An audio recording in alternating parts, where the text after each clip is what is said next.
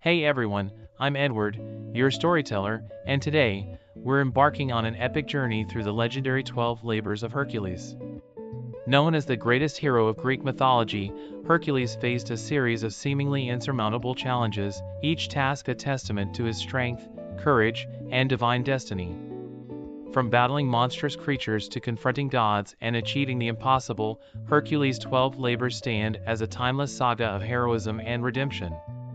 Join me as we explore the trials and triumphs of Hercules, a legend whose name echoes through the ages, immortalized by the deeds of his 12 labors. Who is Hercules? Hercules, known as Heracles in Greek mythology, was the son of Zeus, the king of the gods, and Alcmene, a mortal woman. His birth was the result of Zeus' infidelity with Alcmene, which enraged Hera, Zeus' wife. Hera harbored deep jealousy towards Hercules due to his divine lineage and sought to thwart him at every opportunity. One famous episode of Hera's jealousy involves Hercules' infancy. Hera sent 2 serpents to kill the newborn Hercules in his crib, but the infant strangled the serpents with his bare hands, demonstrating his strength and divine heritage from an early age. Origin of the 12 labors. Hercules married Megara, the daughter of the king of Thebes, and they had several children, enjoying a happy life together. However, Hera, enraged by Hercules' divine parentage, afflicted him with madness, leading him to unwittingly kill Megara and their children. Devastated by his actions, Hercules sought guidance from the oracle of Delphi, who instructed him to serve King Eurystheus and perform 12 labors as penance. These labors were intended to be impossible, part of Hera's scheme to rid herself of Hercules. Through completing these tasks, Hercules not only sought redemption but also attained immortal fame as one of the greatest heroes in Greek mythology. Originally, Hercules was assigned 10 labors, but Hera influenced Eurystheus to invalidate 2 of them, requiring Hercules to complete an additional 2 tasks. Labor 1: The Nemean Lion. Hercules' first labor was to slay the Nemean Lion, a creature known for its impenetrable hide. His initial attempts to defeat the lion with weapons proved futile due to its invulnerable skin. Hercules devised a strategy to trap the lion in its cave, blocking one entrance, and then strangled it to death with his bare hands. He then used the lion's own claws to skin it and fashioned its hide into a cloak. When Hercules presented the lion's pelt to King Eurystheus, the king was so terrified that he barred Hercules from entering the city. This labor demonstrated Hercules' strength and cunning, marking the beginning of his renowned series of heroic exploits. Labor 2: The Lernaean Hydra. Hercules' second labor tasked him with slaying the Lernaean Hydra, a fearsome serpent with multiple heads. The Hydra resided in the swamps of Lerna, known for its toxic breath and regenerative abilities. To defeat the Hydra, Hercules enlisted the help of his nephew, Iolaus. Armed with a sword and a firebrand, Hercules engaged the Hydra in battle, severing its heads. However, for each head cut off, 2 more grew in its place, posing a formidable challenge. With Iolaus' assistance, Hercules cauterized the neck stumps to prevent the heads from regenerating. Ultimately, Hercules defeated the Hydra by decapitating its immortal head and burying it under a rock. Despite Hercules' success, King Eurystheus refused to accept the completion of the labor, citing Iolaus' assistance. Labor 3: The Nemean Hind. Hercules' third labor involved capturing the Golden Hind of Artemis, a sacred deer prized for its golden antlers. This deer was revered by Artemis, adding complexity to the task. Located in the sacred groves of Artemis and Serenia, the deer proved elusive. Hercules spent a year tracking and chasing the swift creature. Despite facing opposition from Artemis herself, Hercules managed to trap the deer in a net. He then presented the unharmed deer to King Eurystheus, completing the labor successfully. This feat showcased Hercules' perseverance and skill in capturing elusive prey. Labor 4: The Erymanthian Boar. Hercules' fourth labor tasked him with capturing the Erymanthian boar, a fearsome creature known for its size and ferocity. The boar inhabited the snowy mountains of Mount Erymanthus in Arcadia. King Eurystheus sought to rid the region of the boar's destructive presence by employing Hercules. Hercules pursued the boar for days, utilizing his strength and tracking skills. Eventually, he cornered the boar in a snowdrift and successfully captured it alive, binding it with sturdy ropes. Throughout the capture, Hercules faced the challenge of navigating treacherous terrain and defending himself from the boar's powerful attacks. Returning with the captured boar, Hercules presented it to King Eurystheus as proof of his accomplishment. The presence of the captured boar struck fear into the hearts of the king's subjects. This labor highlighted Hercules' courage and prowess in overcoming formidable adversaries. Labor 5. The Augean Stables. Hercules' fifth labor involved cleaning the Augean Stables, a massive undertaking due to years of neglect and the large number of cattle housed within. The stable's filthy conditions posed a significant challenge, compounded by the presence of a vast herd of cattle. Rather than attempting manual cleaning, Hercules devised a clever plan to redirect the rivers Alpheus and Peneus to flow through the stables, flushing out the accumulated filth. Implementing his strategy, Hercules successfully cleaned the stables in a single day by harnessing the power of the rivers. King Augeas, impressed by Hercules' feat, offered him a share of the cattle as payment. However, King Eurystheus disputed the legitimacy of the labor, claiming Hercules had received outside assistance. This labor highlighted Hercules' resourcefulness and determination in overcoming seemingly insurmountable tasks, solidifying his reputation as a legendary hero. Labor 6. The Stymphalian Birds. Hercules' sixth labor tasked him with driving away the Stymphalian birds, a flock of man-eating birds with bronze beaks and metallic feathers. These birds inhabited the marshes of Lake Stymphalia in Arcadia, posing a deadly threat to the local population. To defeat them, Hercules received a pair of bronze castanets from the goddess Athena. Using the castanets to create noise, Hercules startled the birds, causing them to take flight. Seizing the opportunity, Hercules shot down the birds with his bow and arrows as they flew into the air. Through his efforts, Hercules successfully drove away the Stymphalian birds, freeing the region from their terror. This labor demonstrated Hercules' resourcefulness and tactical prowess in overcoming formidable adversaries. Labor 7. The Cretan Bull. Hercules' seventh labor involved capturing the Cretan bull, a formidable creature sent by Poseidon. Found on the island of Crete, the bull terrorized the locals and their livestock. King Eurystheus tasked Hercules with bringing the bull back alive to demonstrate his power. Hercules approached the bull cautiously, using his strength and skill to subdue it. After wrestling the bull into submission, Hercules bound its legs and horns with sturdy ropes.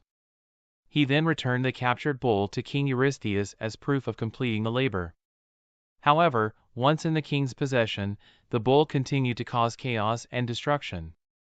This labor showcased Hercules' ability to overcome challenges and tame wild beasts, further enhancing his legendary status as a hero. Labor 8. The Mares of Diomedes. Hercules' eighth labor tasked him with acquiring the man-eating mares of Diomedes, the king of Thrace. These mares were known for their ferocity and preference for human flesh, posing a significant challenge. Kept in Diomedes' stables in Thrace, they presented a dangerous obstacle for Hercules. His objective was to capture the mares alive and return them to King Eurystheus. Hercules first had to defeat Diomedes himself before he could secure the mares. After a fierce battle, Hercules emerged victorious, freeing the mares from Diomedes' control. With the mares subdued, Hercules brought them back to Greece to present them to King Eurystheus. However, the consequences were dire as the mares were later set free, causing chaos and destruction. This labor showcased Hercules' bravery in confronting perilous challenges but also demonstrated the unforeseen repercussions of his actions. Labor 9. The Belt of Hippolyta. Hercules' ninth labor tasked him with acquiring the girdle of Hippolyta, the queen of the Amazons. The Amazons, residing in Themyscira, were known as a tribe of warrior women. Hercules aimed to retrieve the girdle and present it to King Eurystheus as a gift for his daughter. Initially, Hercules tried to negotiate with Hippolyta for the girdle, and she agreed to give it to him. However, Hera, disguised as an Amazon, spread rumors that Hercules planned to abduct Hippolyta, leading to conflict. Misunderstandings escalated into a battle, resulting in the accidental death of Hippolyta. Despite the tragedy, Hercules managed to obtain the girdle and return to King Eurystheus, completing the labor. This labor highlighted the complexities of Hercules' quests, involving diplomacy, betrayal, and unintended conflict, adding depth to his legendary exploits. Labor 10, the cattle of Geryon. Hercules' 10th labor required him to retrieve the cattle of Geryon, a formidable giant with 3 bodies. Geryon lived on the island of Erythea, located at the western edge of the world. The objective was to capture Geryon's prize cattle and return them to King Eurystheus. Guarding the cattle were Orthrus, a vicious 2-headed dog, and Eurytion, a herdsman. Hercules embarked on a challenging journey to reach the island, encountering obstacles along the way. Upon arrival, he defeated Orthrus and Eurytion in combat. Subsequently, Hercules successfully captured Geryon's cattle and began the journey back to Greece. He presented the cattle to King Eurystheus, fulfilling the labor. This labor demonstrated Hercules' courage and determination in overcoming formidable adversaries and completing challenging tasks. Labor 11, the apples of the Hesperides. Hercules' 11th labor tasked him with retrieving the golden apples of the Hesperides. These apples were located in the garden of the Hesperides, guarded by nymphs and a fierce dragon named Ladon. His objective was to bring the golden apples back to King Eurystheus. Seeking guidance, Hercules consulted Prometheus, who advised him on reaching the garden. In his quest, Hercules encountered Atlas, the titan burdened with holding up the heavens. Atlas agreed to retrieve the apples if Hercules would temporarily take his place in holding the sky. When Atlas returned with the apples, he reneged on his promise and offered to deliver them himself. Using his cunning, Hercules tricked Atlas into resuming his burden, allowing Hercules to take the apples. He then presented the golden apples to King Eurystheus, completing the labor successfully. This labor demonstrated Hercules' intelligence and resourcefulness in overcoming challenges to achieve his goals. Labor 12, the capture of Cerberus. Hercules' 12th labor tasked him with capturing Cerberus, the 3-headed hound guarding the underworld. Cerberus resided in the underworld, ruled by Hades, making the task exceptionally difficult. To accomplish this feat, Hercules journeyed to the underworld, guided by Hermes and Athena. Upon reaching the underworld, Hercules sought permission from Hades to take Cerberus to the surface. Hades agreed under the condition that Hercules subdued Cerberus without weapons. Hercules bravely faced Cerberus, overpowering the hound with his bare hands. He then brought Cerberus to the surface and presented him to King Eurystheus. However, upon seeing Cerberus, King Eurystheus was terrified and ordered Hercules to return the hound to the underworld. This labor showcased Hercules' mastery over death and his ability to confront formidable challenges with courage and strength. Completing the labors demanded immense physical exertion from Hercules, pushing his body to its limits and causing exhaustion and fatigue.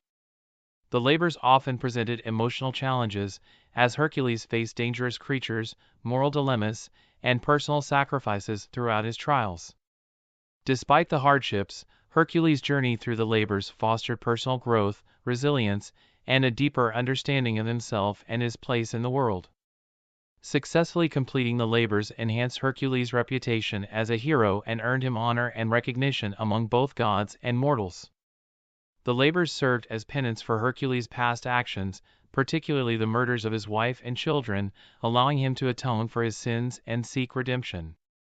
The 12 labors of Hercules left a lasting legacy, inspiring countless stories, artworks, and cultural representations throughout history, cementing Hercules as one of the most enduring figures of mythology. After completing his 12 labors, Hercules continued to embark on additional quests and adventures, often involving battles against monsters, villains, and other mythical creatures. He married Deianira, the daughter of King Aeneas of Calydon, and they had several children together. Despite his heroic feats, Hercules' life ended tragically when he accidentally poisoned himself with the blood of the centaur Nessus, causing immense pain and suffering. In a desperate attempt to end his agony, Hercules built a funeral pyre and asked for assistance to set it ablaze. Zeus, his father, ultimately intervened and brought Hercules to Olympus to live among the gods as a divine hero. Although his mortal life ended, Hercules' legacy endured as a symbol of strength, courage, and heroism, inspiring countless stories, artworks, and cultural representations throughout history. Eventually deified and worshipped as a god, particularly in the Roman Empire where he was known as Hercules, his cult persisted for centuries with temples and festivals dedicated to honoring his memory. Thanks for joining me on this journey through the incredible adventures of Hercules. Until next time, I'm Edward, your storyteller.